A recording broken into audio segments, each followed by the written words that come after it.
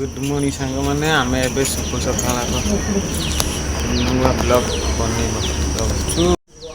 Good morning सांग मैंने आज पंचुक आमर सकालू सकालू सफा हो जाए सब मंदिर रे देखंतु पूजा होची।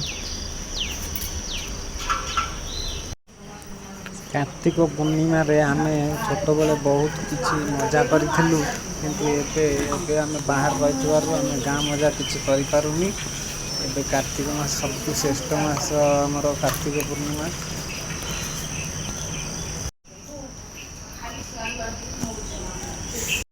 आज सकाळु सकाळु पिला माने सोईचंती एपर्यंत जाक उठी ना।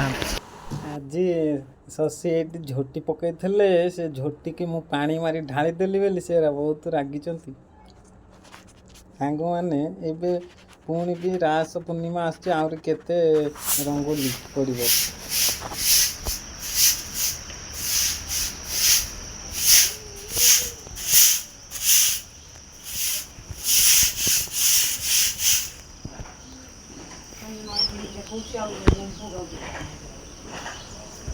कौन तू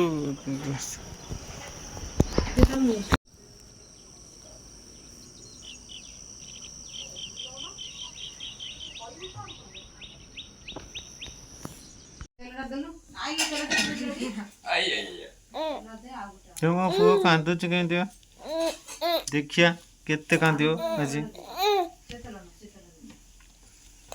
उमेश की रे गरम लाଗୁଛି। आज आमर रोसे वो सांगे सांगे खाइबा बनईदेबू माने तरकारी बना पाइले सांगे सांगे भात 5 मिनिट रे हो जिवो।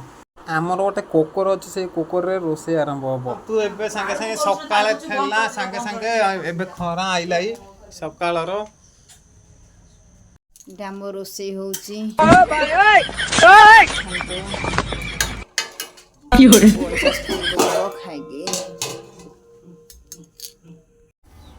सकाळर ये सुनेली सुनेली खराटा बहुत बढ़िया लगे बसिया पई।